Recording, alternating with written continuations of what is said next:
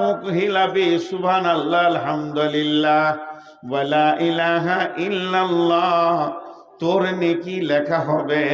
কিন্তু মরে যাওয়ার পর আর নেকির কোনো হাত থাকবে না।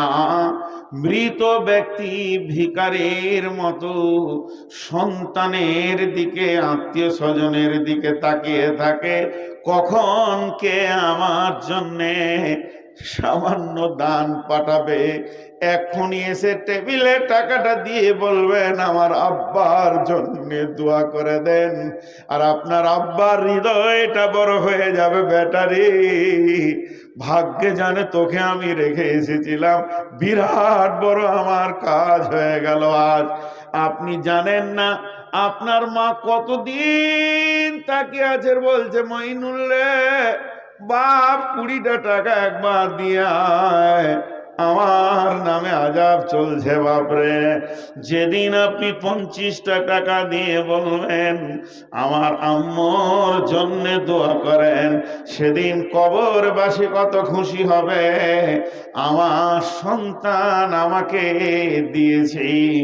অতএব বন্ধুরে, আল্লাহ তাবারাক ওয়া তাআলার নবী বলেছেন কবরের আযাব হচ্ছে হক, কবরের আযাব হচ্ছে মহাসত্য।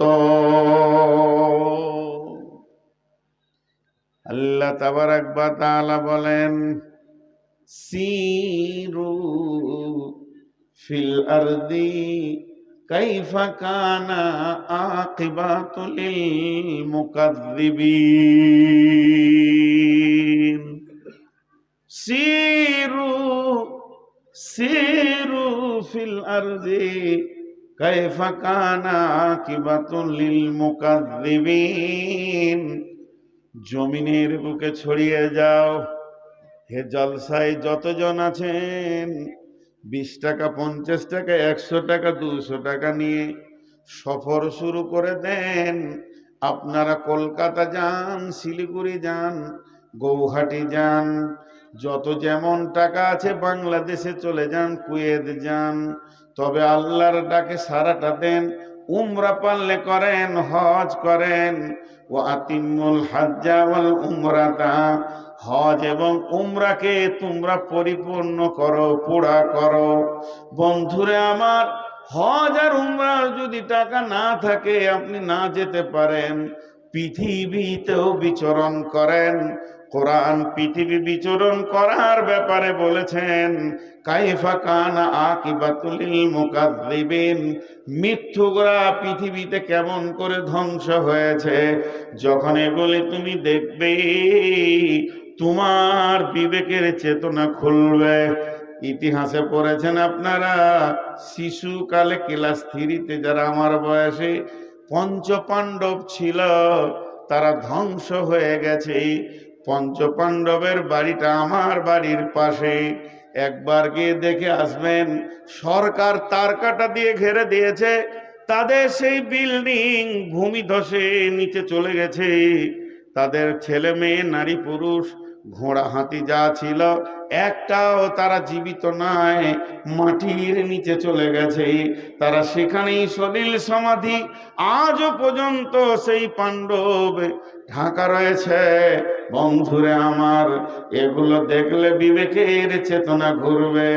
শেষ কথা বলি, যদি একেবারেই গরিব হন, যদি একেবারেই গরিব হন, কোথাও যদি না যেতে পারেন, একটা জায়গা যেতে বলছি, একবার যাবেন। এই আমলটা আমাদের কাছ থেকে বিলুপ্ত হয়ে গেছে। গভীর রাত্রিতে উঠে একবার গোরস্থানে গিয়ে আব্বা মায়ের কবর কিংবা দাদা দাদির কবরের পাশে চুপ করে দাঁড়িয়ে দেখবেন দৃশ্যটা কেমন লাগছে।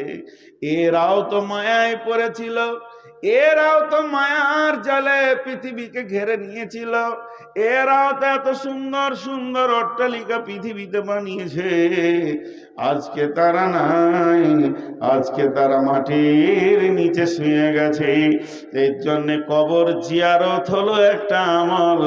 দলিল শুনেলেন আল্লাহর নবী কখনো কখনো রাত্রিতে উঠে গারকুল বাকিতে চলে যেতেন, কখনো কখনো উহুদের প্রান্তে যেখানে 70 জন লাশ শুয়ে আছে সেখানে চলে যেতেন।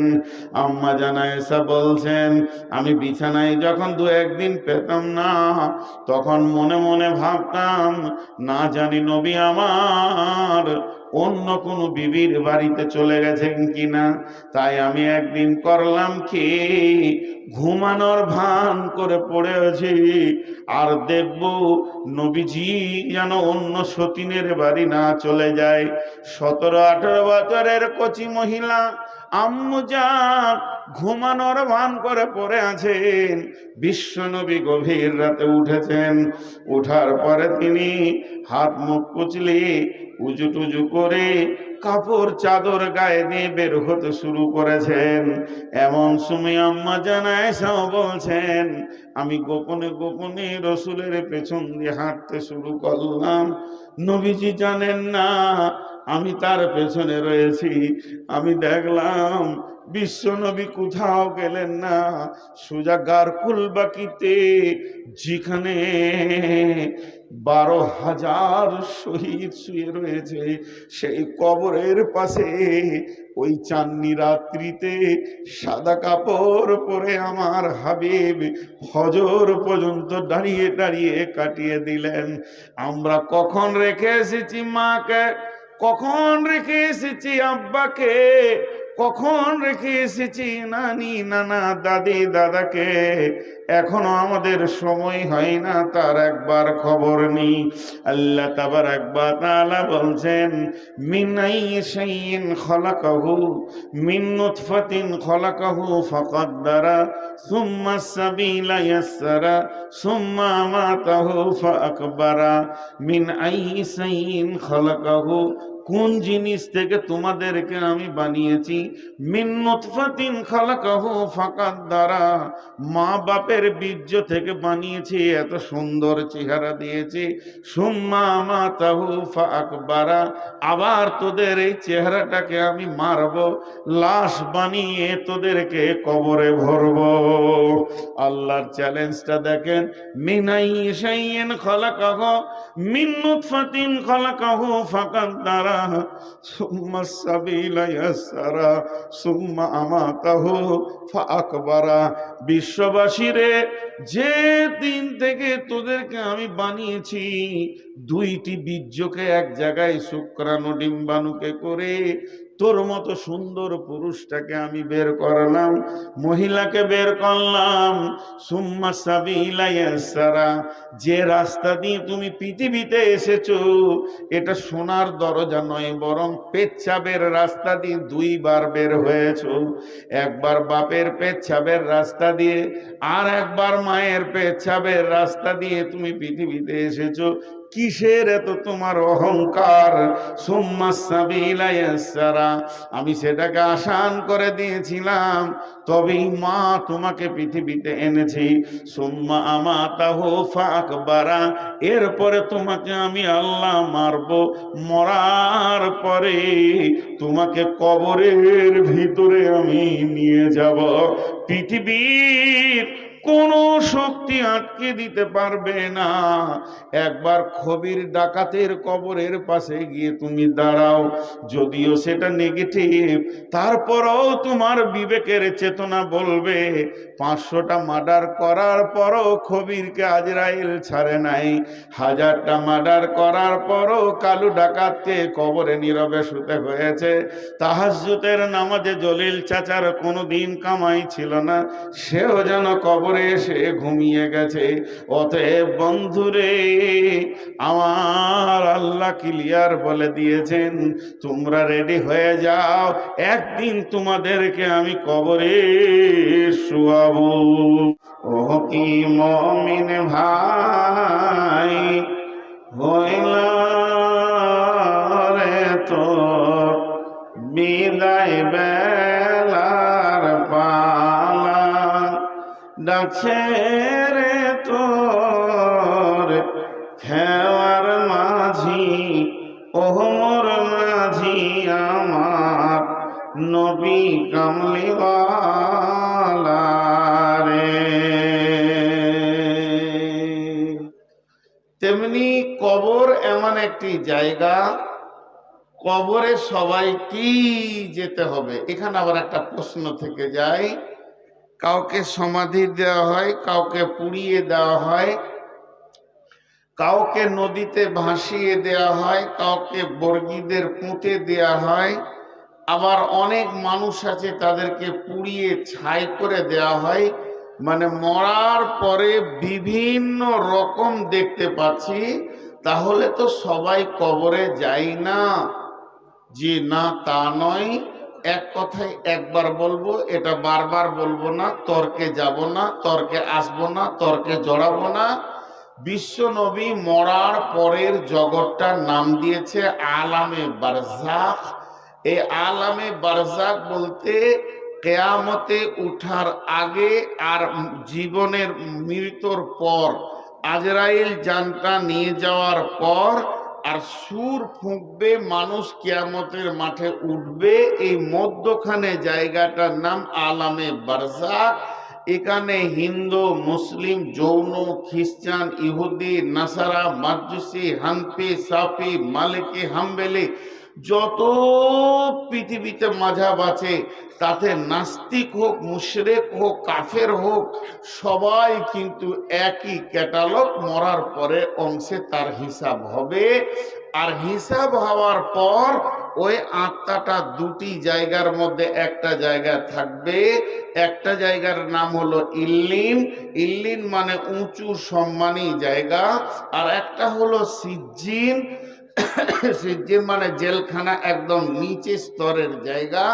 দুটি জায়গার মধ্যে একটি জায়গা থাকবে। এটা আমাদের ঈমান, এটা আমাদের আকীদা, এটা আমাদের বিশ্বাস, এটাই আমাদের নিয়ম।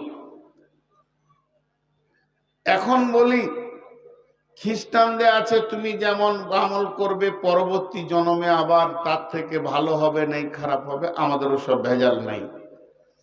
আর কেউ ফিরে আসবে না। শেষ অংশটা কি হবে? জাহান্নামে লোক চলে যাবে, জাহান্নামীরা। জান্নাতে যারা, তারা জান্নাতে চলে যাবে। জাহান্নাম থেকে আবার কিছু বের হবে, যারা ঈমানের উপরে টিকে ছিল, কিছু গুনাহ করার কারণে সাজাটা গ্রহণ করে আবার ফিরে আসবে।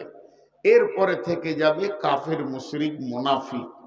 এরা কোনো দিন জাহান্নাম থেকে বেরোবে না, আবাদান আবাদান থেকে যাবে। আর যারা ইমানদার জান্নাতে চলে গেছে, ওরা কোনোদিন আর জান্নাত থেকে বের হবে না। পৃথিবী আর দুবার সৃষ্টি হবে না, পৃথিবীকে আর আল্লাহ বানাবেন না, পৃথিবী আর হবে না, এটাই শেষ।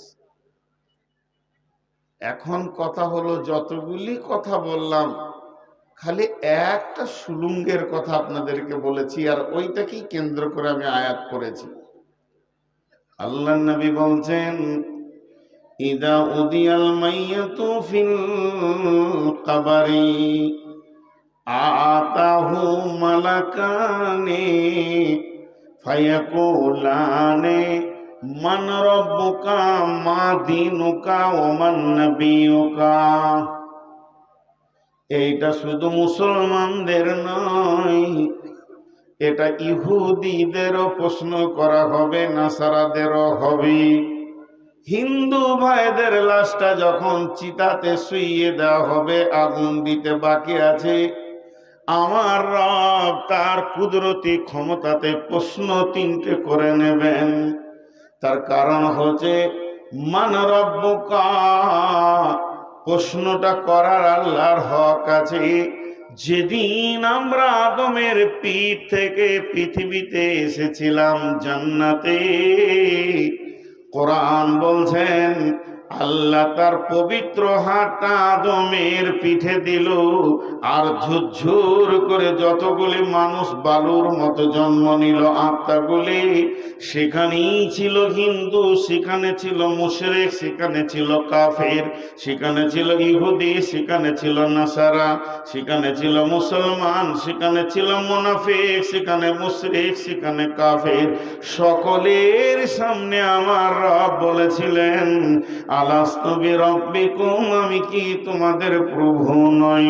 অতএব এই প্রশ্নটা আল্লাহ যেখানেই যাক না কেন ইহুদির লাশকে যখন দাফন করা হবে, মাশরিকের লাশকে যখন দাফন করা হবে, নাসারার লাশকে যখন দাফন করা হবে, হিন্দুদের লাশ যখন চিতায় তোলা হবে পোড়ানোর আগে, এইভাবে বর্গীদের লাশ সোজা করে যখন পুঁতে দেওয়া হবে, প্রত্যেকটা আত্মা, প্রত্যেকটা মৃত ব্যক্তির কাছে দুইজন ফেরেশতা আসবেন।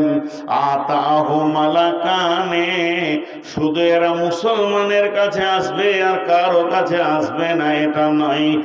আতাহু মালাকানে ফায়াকুলানে, তারা দুজন বলবে মান রব্বুকা মা দীনুকা ওয়া মান নবিয়ুকা, হে আত্মা তুমি বলো তোমার রব কি, তোমার দিন কি এবং তোমার নবী কি। প্রশ্ন হবে, কিন্তু আমি এখন এই বায়ানটা ধরিনি, এটা আসবে মাঝে, তাও আমি হালকা করে বলে নিলাম। কথায় কথায় একটা হাদিস আপনাদের সামনে চলে আসছে। আম্মা জান আয়েশা বাড়িতে আছেন, আর এক ইহুদিদের মেয়েটা মুসলিম নয়, ইহুদিদের মেয়ে ভিক্ষা করতে এসেছে। ভিক্ষা করতে এসে আম্মা জান আয়েশাকে বলছে, মো কিছু আছে মা, ভিক্ষা দাও। তোর কাছে কিছুই নাই, বাড়িতে খুঁজে দেখছে মাত্র দুটি খেজুর আছে। খেজুর দুটো এনে ওই মেয়েটার হাতে দিল। আর মেয়েটা যখনই খেজুরটা পেল, তো ও তখন দোয়া দিচ্ছে আম্মা জান আয়েশাকে। কি দোয়া? আল্লাহ যেন তোমাকে কবরে আযাব থেকে মুক্তি দান করে, আল্লাহ যেন তোমাকে কবরের আযাব থেকে মুক্তি দান করে। এই দোয়াটি যখন দিল, আম্মা জান আয়েশা বলছে আমি অবাক হয়ে গেলাম, তাহলে কি কবরে আযাব হবে নাকি? বিশ্ব নবীকে আমি জিজ্ঞেস করব, আসুক। কিছুক্ষণ পরে নবীজি বাড়িতে আসলেন। আম্মা জান আয়েশা বললেন, ইয়া রাসূলুল্লাহ, কবরে কি আযাব হবে নাকি? বিশ্ব নবী বললেন, আযাবাল কবরে হাক্কুম, কবরের আযাব হচ্ছে সত্য সত্য। আয়েশা রে, কবরের আযাব হচ্ছে বড় সত্য কথা।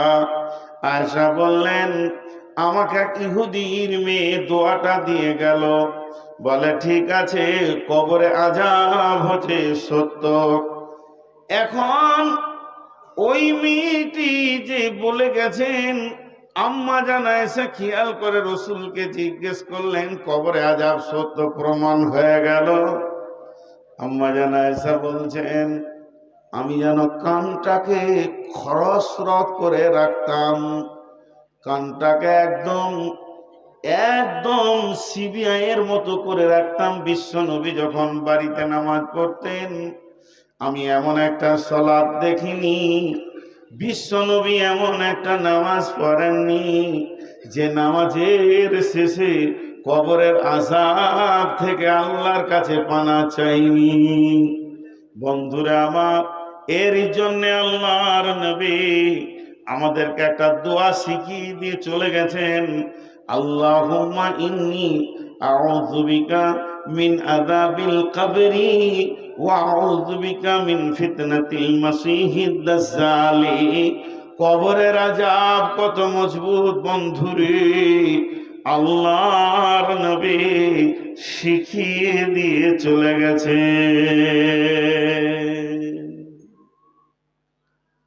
কবরের আযাব, ঝগড়া করতে গেলে অনেকক্ষণ করা যায়, কেউ নাই, একজনও নাই, তুমি এসো, উঠে এসো, আমার ওই ঘরটা খুলো, আমার জ্যাকেটটা নিয়ে এসো, খুব ঠান্ডা লাগছে।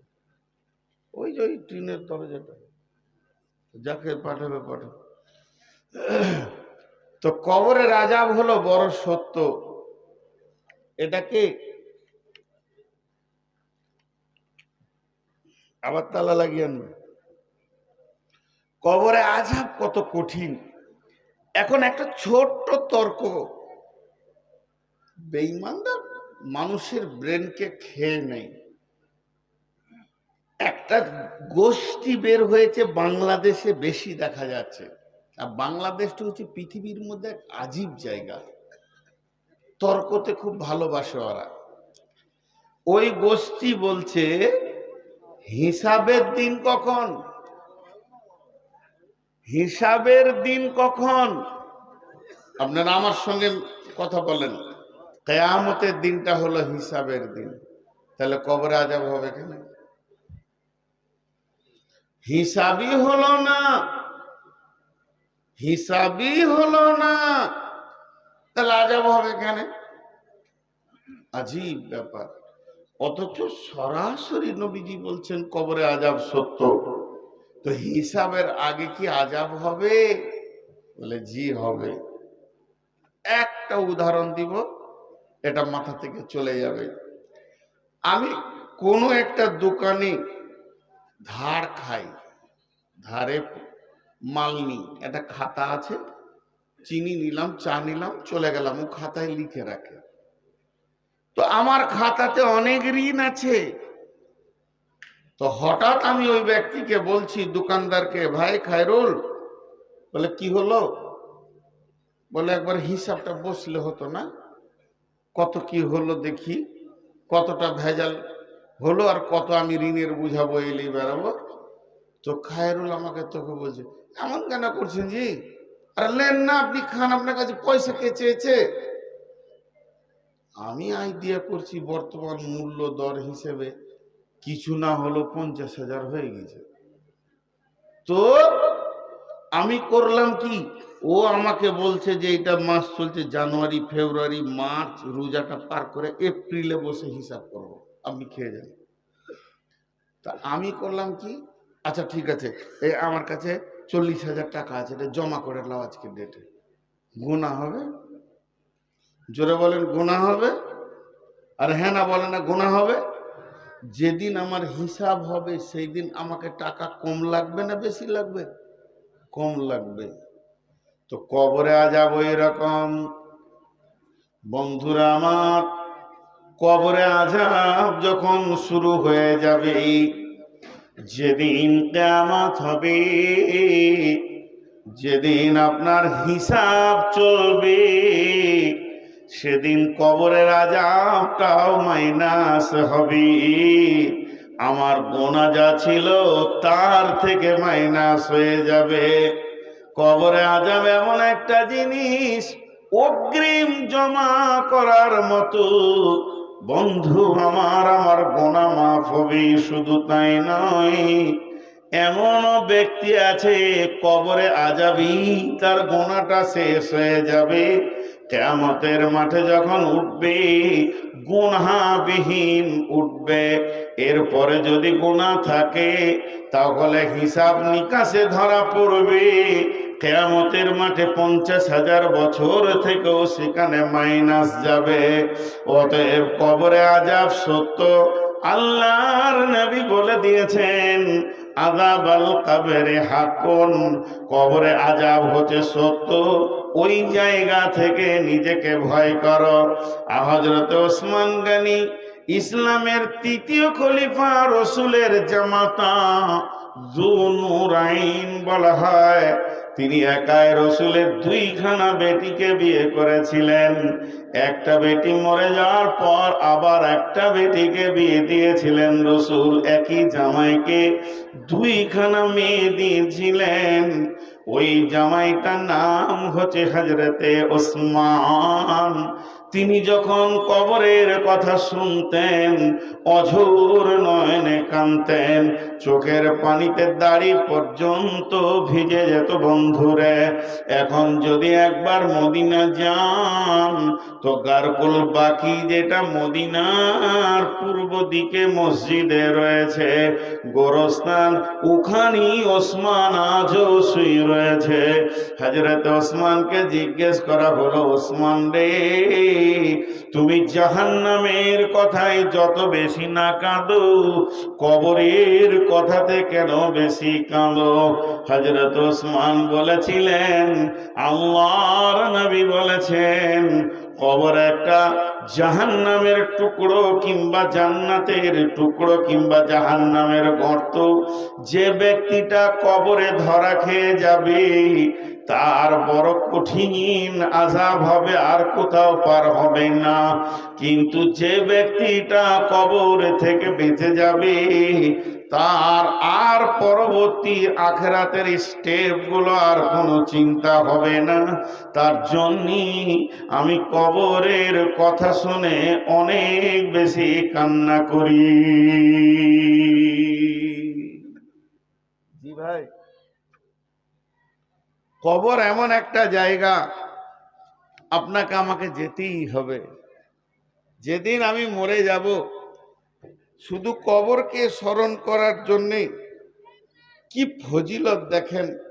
একটা জিনিস আমাদের বুঝে আসে না, কবরের গুরুত্বটা দিতে গিয়ে আল্লাহ রসুল কি সিস্টেম তৈরি করেছেন দেখেন। আচ্ছা, একটা মানুষ মারা গেল ইসলামপুরে, একটা মানুষ মরেছে, শুধু ওয়ান পিস মানুষ মরেছে। বিশ্বনবী ঘোষণা দিচ্ছে, ওই লোকটার জানাজায় যে যে যাবে সে শুধু জানাজা পড়ে পালিয়ে আসবে, বেশিক্ষণ থাকবে না। তাতে সে কি পাবে? তাতে সে এক উহুদ পাহাড় নেকি পাবে, এক উহুদ পাহাড়। আর যদি শেষ পর্যন্ত দাফন কাফন করে একদম কবর সেরে আসবে তো 2 উহুদ পাহাড় পাবে। কিরাতাইনি 2 উহুদ পাহাড়। উহুদ পাহাড়টা কত বড়? উহুদ পাহাড়টা হচ্ছে 7 কিলোমিটার লম্বা, 3.5 কিলোমিটার চওড়া। উহুদ, ওর নাম উহুদ কেন?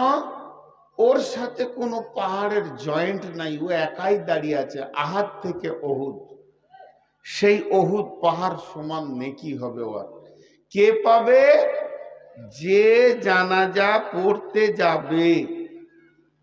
আজীব জিনিস, যে জানাজা পড়তে যাবে। আজীব জিনিস। আজীব জিনিস কেন বলছি? আরে আমি তো বিদায় দিতে গেছি একজনকে, আমি একা যাইনি, আমার মতো আরো 500 জন গেছে। তাহলে 500 উহুদ পাহাড় নেকি নিয়ে কিংবা 1000 উহুদ পাহাড় নেকি নিয়ে জীবিত কটা বাড়ি চলে গেল, তো মুর্দাটার লাভ কি হলো? ভিড় জমিয়ে মুর্দাটার লাভ কি হলো? আমার প্রশ্নটা খালি বোঝার চেষ্টা করেন।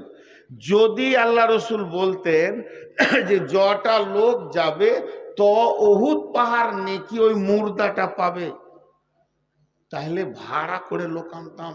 আমার বাপ মরেছে, আমি 2-4 গাঁ ঘুরে ভাড়া করে লোক নিয়ে আসতাম। একটা লোকে 4টা লোকে ধরে নিয়ে গিয়ে ওকে জানাজা পড়ে দাফন করলে যা হবে, আর 1000 কেন 1 লাখ গেল তাই চলেন। লাভ একে কেন বেশি দিচ্ছে জীবিতকে? জীবিতর কি আছে ওখানে বন্ধু? একটু বুঝেন। আর একটা প্রশ্ন ছোট করে এর মাঝে করি। জানাজার যে দোয়াটা দেখেন, আল্লাহুম্মা গফির লি হাইয়িনা ওয়া মাইতিনা ওয়া শাহিদিনা ওয়া গায়িবিনা ওয়া সাগীরিনা ওয়া কাবীরিনা ওয়া যাকারিনা ওয়া উনসানা। আল্লাহুম্মা মান আহইয়াইতাহু মিন্না ফাহি আলাল ইসলাম ওয়া মান তাওয়াফাইতাহু মিন্না ফাতাওয়াফাহু আলাল ঈমান। আল্লাহুম্মা লা তাহরিমনা আজরাহু ওয়া লা তাফতিননা বা'দাহু। গোটা দোয়াটার ভিতরে ওই মৃত্যুটার কথা একবার আছে খালি। ওর একালাই যত কবরে মরে যায়। আল্লাহুম্মা গফির লি হাইয়িনা ওয়া মাইতিনা এরপরে আর মৃত্যুর কথা কিছু নাই। যে প্রেজেন্ট আছে তাকে মাফ করো, যে গায়েব আছে তাকে মাফ করো, ছোটকে মাফ করো, বড়কে মাফ করো, পুরুষকে মাফ করো, নারীকে মাফ করো। আল্লাহ ইসলামের মধ্যে আমাকে রাখো, ইসলামের সাথে আমাকে মত দাও।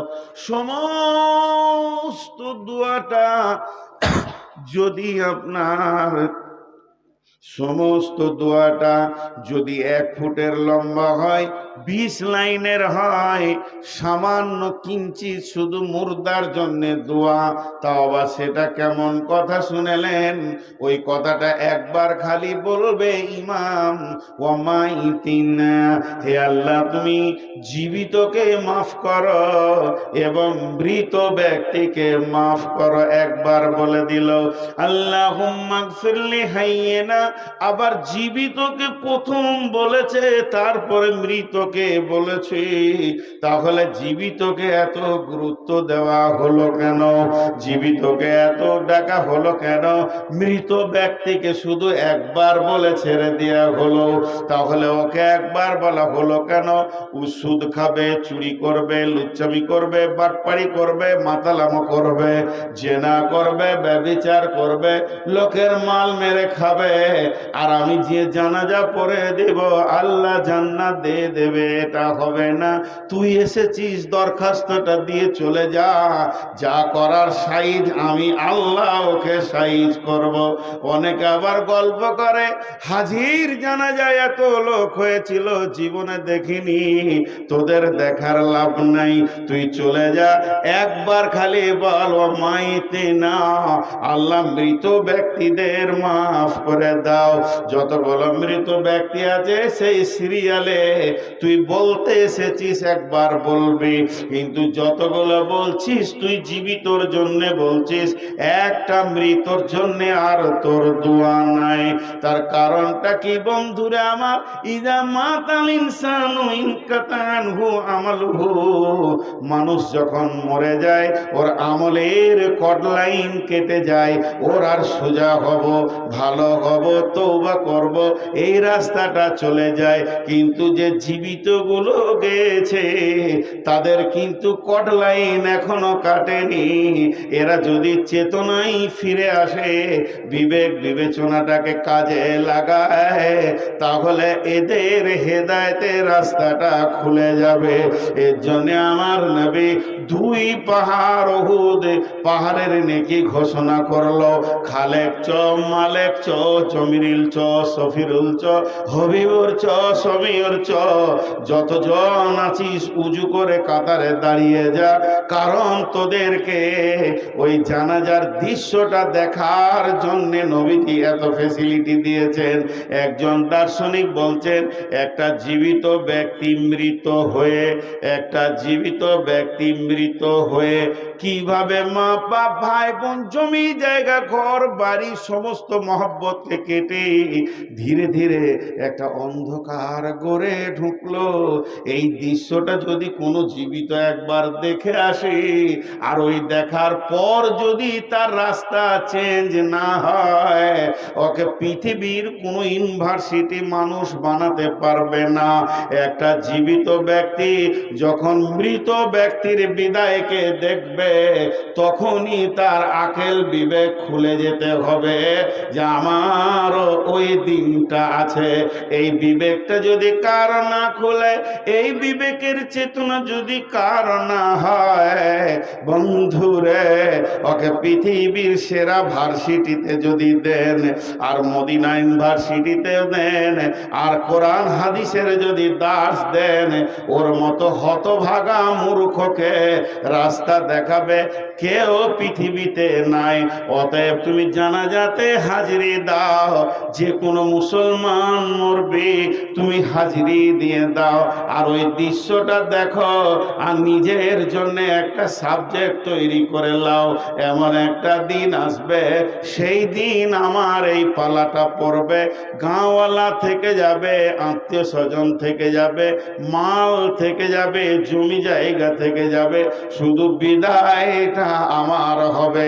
ওই দিনটা কেমন হবে? আজকে জীবিত অবস্থায় তুমি তোমার রাস্তাকে বেছে নাও।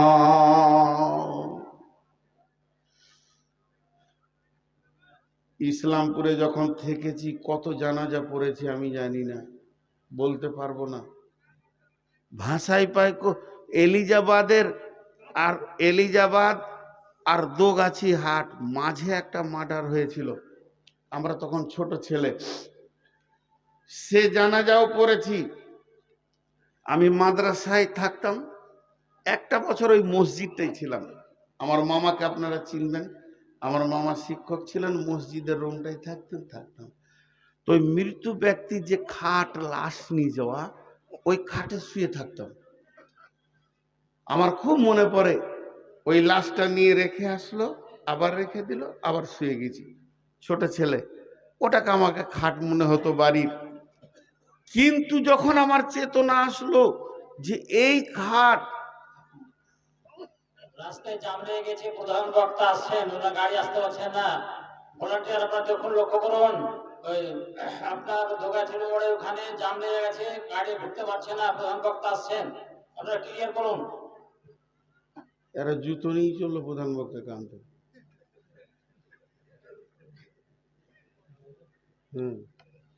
বুড়া মানুষকে রেখে দেয়, আমাদের তো স্টেজে বুড়া উঠতে দেওয়া নিষেধ। আমার 12 বছর বয়স। তো যে কথাটা আপনাদেরকে বলছি, খালি আল্লাহ রসুলের ক্যাপাসিটিটা দেখেন, জীবিতকে জ্ঞান আনতে পাঠাচ্ছেন। একটু ধ্যান দেন, একটু মনোযোগ, এখানে অনেকগুলো ডিপলি কথা আছে। তো আল্লাহ তাবারাক ওয়া তাআলা রসুল এত সুন্দর করে বানিয়ে দিলেন, যাও তুমি ওখানে দাঁড়িয়ে দেখো। তো অনেক লাশকে জানাজা পড়েছি, একটা বাস্তব ঘটনা বলছি। তখন এই যে সুলাইমান ভাই এরা সব ছাত্র আমরা ছিলাম, মনে আছে, মুজাহির ছিল। একটা মৃত জানাজা হলো, ওই কথা বলছেন কেন, ধ্যানের সঙ্গে শুনেন, প্র্যাকটিক্যাল বলছি, আপনাদের এলাকার কথা বলছি। জানাজা হলো, তো দাফনের কাজ চলছে, আর আমাদের দুইজন শায়েখ, আল্লাহ জান্নাত নসিব করুন, আল্লাহ, দুইজন শায়েখ এবং মৌলানা আলী হোসেন, মৌলানা মুজিবুর, আহা, আল্লাহ তাদেরকে জান্নাতুল ফেরদাউসের মেহমান বানান, জোরে বলেন আল্লাহুম্মা আমিন। ওই ব্যক্তিরা একটা বোড়ের গাছে দাঁড়িয়ে আছে, বোড়ের গাছের নিচে, আর আমরা ছাত্রগুলো একটু দূরে দাঁড়িয়ে আছি। কিন্তু দুটি এরকম বাচ্চা, মাদ্রাসারি বাচ্চা, তাদের এখন কোনো জ্ঞান হয়নি, মওত কি কবর কি জানেন না। তারা আমাদের সঙ্গে হেঁটে দিয়েছে, শিশু মাদ্রাসাতে পড়ে, তারা ওই বোর্ডগুলো পারছে, আর ওইদিকে দাফনে মানুষকে মাটি ঢাকা দেওয়া হচ্ছে, পৃথিবীর আলো থেকে বিদায়ের ঘোষণা চলছে, আর আলো সে দেখবে না, এমন অবস্থা চলছে। আর বাচ্চাগুলি বোর খাওয়ার জন্য লাফালাফি করছে, বোরগুলি পেকে গেছিল। এমন অবস্থায় দেখছি একজন মুরব্বী এসে ওদেরকে ধুমকে বলছে, বাবা তোমাদের কি এখনো হুঁশ নাই? একজনের বিদায় চলছে আর তোমরা আনন্দ করছো। কথাটা বড় সত্য, কথাটা বড় দামি, আমরা ধীর চোখে দেখলাম কথাটা বড় দামি। কিন্তু বন্ধুরে, ওই জায়গাতেই জানাজা পড়েছে এমন কয়েকজন ব্যক্তি, তারা আপোষে এত আনন্দ ঠাট্টা মজা করছে, মনে হচ্ছে না তারা বিদায়ের গোরস্থানে এসে হাজির হয়েছে। তাদের চোখে পানি নাই, মনে কোনো ব্যথা নাই, মনে কোনো অন্য টেনশন নাই। তারা গোরস্থানে গিয়ে হাসতে পারে এমন ব্যক্তি ব্যক্তি পৃথিবীর বুকে আছে। হালাকে বিশ্বনবী যখন কোনো দাফনে যেতেন তখন মাটিকে এইভাবে খুঁড়তেন আর এত ধ্যানের সঙ্গে থাকতেন, মনে হতো যেন মানুষটি অনেক চিন্তিত অবস্থায় আছে। বন্ধুরে, এর নাম হচ্ছে কবর। অনেক আমল আপনারা করেছেন সারা জীবনে, অনেক অনেক অনেক অনেক। আপনারা যা আমল করেছেন তার থেকে আমি এইটুকু করিনি। আমি বড় গুনাহগার। আমি গুনাহগার বলি চোপা চালাইছি। আমার যদি আখেরাতের চেতনা থাকতো তা আমি আর মুখ চালাতে পারতাম না, সামলে যেতাম। বেশি বলার নাম পণ্ডিত নয়, বেশি বলার নাম বেশি পাকড়াও। কিন্তু একটা মহাসত্য কথা বলছি। আপনারা অনেক পণ্ডিত, একটা মহাসত্য কথা আপনাদের সামনে দিয়ে যাচ্ছি। এখানে যতগুলি লোক আছেন একবার ধ্যানের সঙ্গে কবরটা চিন্তা করেন। এখানে এতগুলো টিউব, এতগুলো লাইট, মাইক বসে আছি, গোরস্থানে যারা শুয়ে আছে কি অবস্থায় আছে। একটা বেদাতি কথা আপনাদেরকে শোনাই, নোংরা কথা, খবরদার এটা তো আকীদা আনবেন না। কিন্তু শোনাচ্ছেন কেন? এর মধ্যে একটা যুক্তি লুকিয়ে আছে বলি বলছি। সেটা কি? এক পীর সাহেব আল্লাহর ওলি, কবরে আযাব হচ্ছে জানতে পারতো। সকলে বলেন নাউজুবিল্লাহ, বলেন নাউজুবিল্লাহ। এ জানার ক্ষমতা কারো নাই। কে জানেন? আল্লাহ। এটা গল্প হিসেবে বলছি। তো ও ঘোড়ায় চেপে একটা গোরস্থানের পাশ দিয়ে পেরিয়ে গেছে। তো কবরের ভিতর থেকে কোরআন শরীফের আওয়াজ আসছে,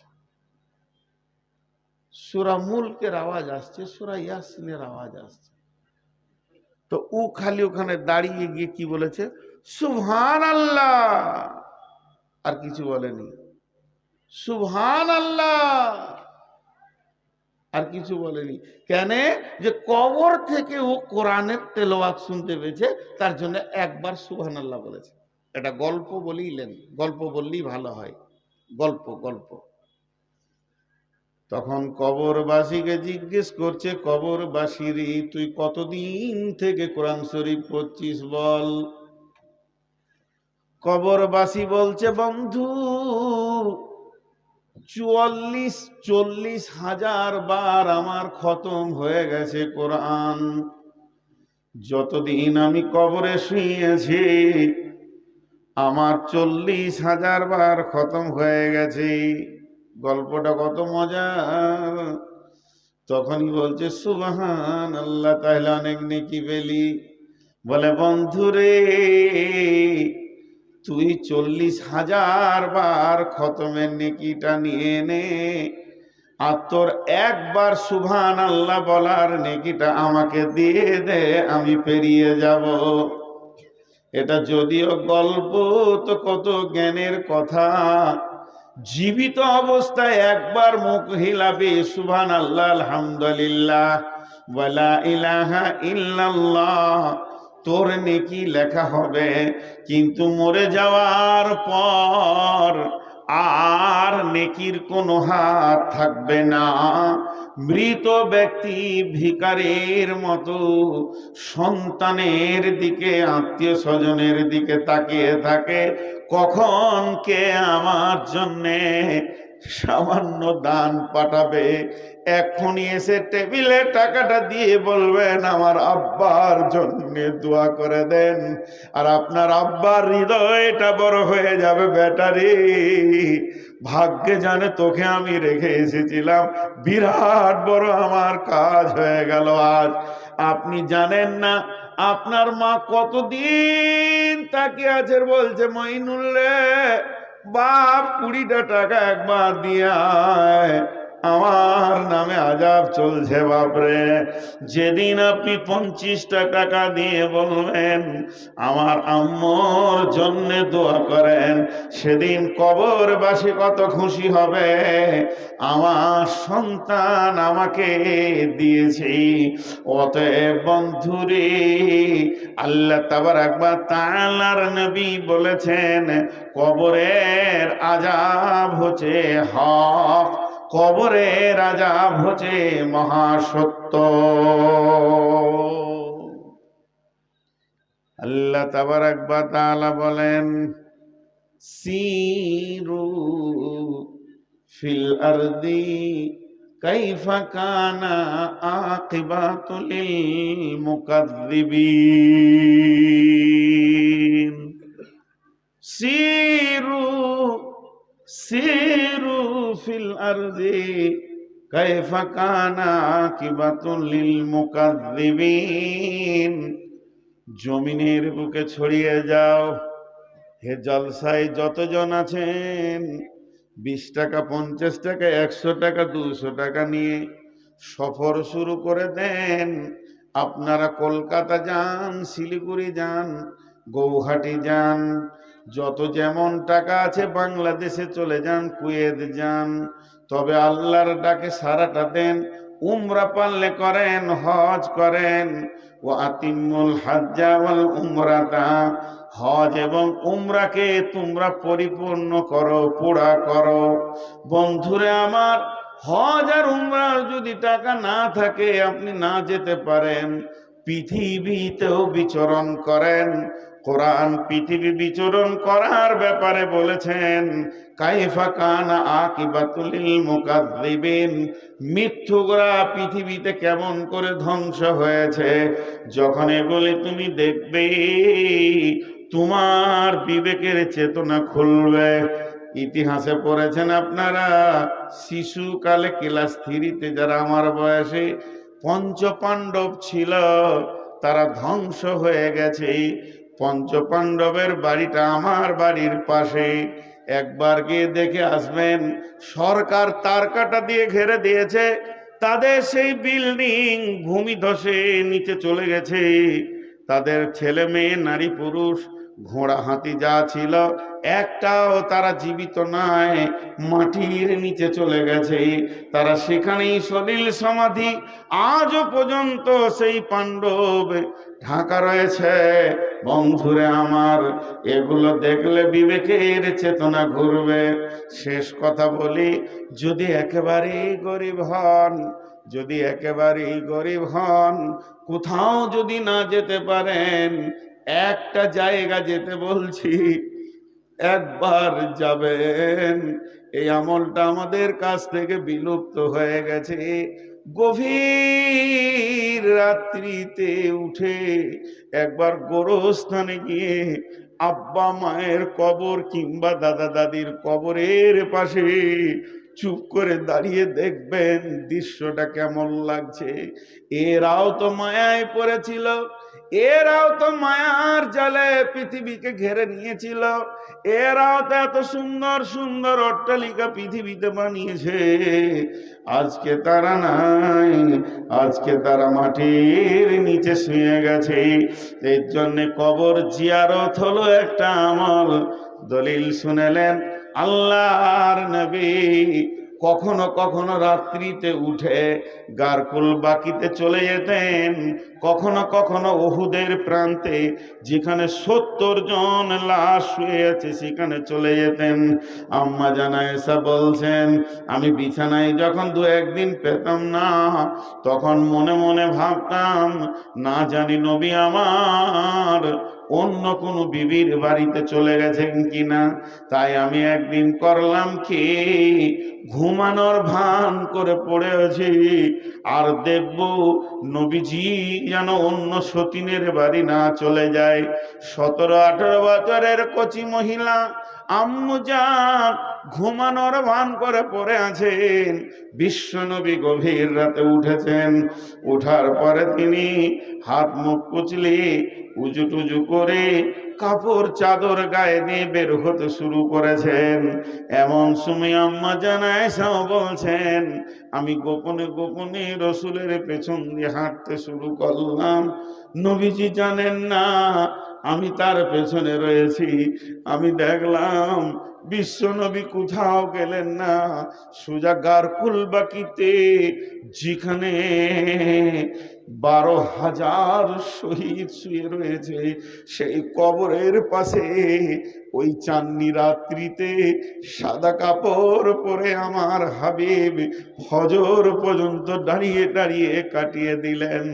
আমরা কখন রেখে এসেছি মাকে, কখন রেখে এসেছি আব্বাকে, কখন রেখে এসেছি নানি নানা দাদি দাদাকে, এখনো আমাদের সময় হয় না তার একবার খবর নেই। আল্লাহ তাবারাক ওয়া তাআলা বলছেন, মিন আইয়িন খালাকাহু মিন নুতফাতিন খালাকাহু ফাকাদ্দারা সুম্মা সাবিলা ইয়াসসারা সুম্মা আমাতাহু ফাআকবারা। মিন আইয়িন খালাকাহু, কোন জিনিস থেকে তোমাদেরকে আমি বানিয়েছি? মিন নুতফাতিন খালাকাহু ফাকাদ্দারা, মা বাপের বীর্য থেকে বানিয়েছি, এত সুন্দর চেহারা দিয়েছি। সুম্মা আমাতাহু ফাআকবারা, আবার তোদের এই চেহারাটাকে আমি মারব, লাশ বানিয়ে তোদেরকে কবরে ভরব। আল্লাহর চ্যালেঞ্জটা দেখেন। মিন আইয়িন খালাকাহু মিন নুতফাতিন খালাকাহু ফাকাদ্দারা সুম্মা সাবিলা ইয়াসসারা সুম্মা আমাতাহু ফাআকবারা। বিশ্ববাসীরে, যে দিন থেকে তোদেরকে আমি বানিয়েছি, দুইটি বীর্যকে এক জায়গায় শুক্রাণু ডিম্বাণুকে করে তোর মতো সুন্দর পুরুষটাকে আমি বের করলাম, মহিলাকে বের করলাম। সুম্মা সাবিলা ইয়াসসারা, যে রাস্তা দিয়ে তুমি পৃথিবীতে এসেছো এটা সোনার দরজা নয়, বরং পেচ্ছাবের রাস্তা দিয়ে দুইবার বের হয়েছো। একবার বাপের পেচ্ছাবের রাস্তা দিয়ে, আর একবার মায়ের পেচ্ছাবের রাস্তা দিয়ে তুমি পৃথিবীতে এসেছো। কিসের এত তোমার অহংকার? সুম্মা সাবিলা ইয়াসসারা, আমি সেটাকে আসান করে দিয়েছিলাম, তবেই মা তোমাকে পৃথিবীতে এনেছি। সুম্মা আমাতাহু ফাআকবারা, এরপরে তোমাকে আমি আল্লাহ মারব, মরার পরে তোমাকে কবরের ভিতরে আমি নিয়ে যাব। পৃথিবীর কোন শক্তি আটকে দিতে পারবে না। একবার খবির ডাকাতের কবরের পাশে গিয়ে তুমি দাঁড়াও, যদিও সেটা নেগেটিভ, তারপরও তোমার বিবেকের চেতনা বলবে 500টা মার্ডার করার পরও খবিরকে আজরাইল ছাড়ে নাই, 1000টা মার্ডার করার পরও কালু ডাকাতকে কবরে নীরবে শুতে হয়েছে। তাহাজ্জুদের নামাজে জলিল চাচার কোনোদিন কামাই ছিল না, সেও যেন কবরে এসে ঘুমিয়ে গেছে। অতএব বন্ধুরে, আমার আল্লাহ ক্লিয়ার বলে দিয়েছেন, তোমরা রেডি হয়ে যাও, একদিন তোমাদেরকে আমি কবরে শোয়াবো।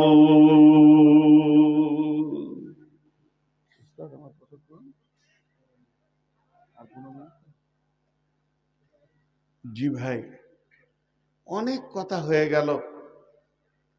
আল্লাহ বলেছেন, ওয়াইজাল কুবুর বুসিরাত, আমি কবরওয়ালাদেরকে একদিন তুলবই, শুধু তুলবো নয়, তুলবই। আমার চ্যালেঞ্জ আছে, ওদেরকে কবর থেকে তুলবো। হায় আল্লাহ, শুধু তা নয়, আফালা ইয়ালামু ইযা বুসিরা মা ফিল কুবুর, কবরে কি পাঠানো হয়েছে তুমি কি জানো? তুমি জানো না? অনেক অনেক অনেক অনেক কথা। শেষবারের মতো আমি হৃদয় খুলে একবার বলছি, সেই কবরে যাওয়ার আগে কিছু পুঁজি তৈরি করতে হবে। সময়ের উপরে কাঁটাতে ঘড়ি ঘুরছে, আপনাদের মেন বক্তা পৌঁছে গেছেন। শুধু আপনাদের কাছে আমি সন্তান হিসেবে আবার বলছি, কদিন আগে ভাষাই পাকুড় এসেছিলাম, যতবার ডাকবেন ততবার আসবো। কোনো আল্লাহর গোলাম আছেন একটা 20-50 হাজার টাকা দেওয়ার? কেউ আছেন? আবার একটা কথা আপনাদের সামনে তুলে ধরবো, শুধু একটা আমল বলেছি, কবরের পাশে 2 দিন দাঁড়ান, 2 দিন। কাউকে নিয়েন না, বন্ধু বান্ধব নিয়ে যান না, একা যাবেন। চুপচাপ কবরবাসীর সঙ্গে দুটো কথা বলে আসবেন, কেমন আছো তোমরা, কোন জায়গায় আছো। বীরভূমে আমাদের ওখানে একটা ন্যাশনাল হাইওয়ের পাশে গোরস্থান আছে। কোন বুদ্ধিমান লিখেছে তা জানি না, লেখাটা বড় সত্য। লেখা আছে, হে পথিক, তুমি তোমার চলার পথে আমাদের জন্য দোয়া করে যাও। 3টি ভাষা লিখেছে। প্রথম লাইনটা, হে পথিক কিছুক্ষণ দাঁড়াও, দোয়া করে যাও। দ্বিতীয় লাইনে লিখেছে, হে পথিক আজ তোমরা যেখানে, গতকাল আমি ছিলাম সেখানে। তৃতীয় লাইন লিখেছে, হে পথিক আজ আমি যেখানে, আগামীকাল তুমি থাকবে সেইখানে। এই চেতনা যদি না খুলে, ভাই ইঞ্জেকশন দিয়ে পুশ করে মানুষের ভিতরে ভয় ভীতি ঢোকানো যায় না। কেউ আল্লাহর গোলাম আছেন একটা 10,000 দেনেওয়ালা?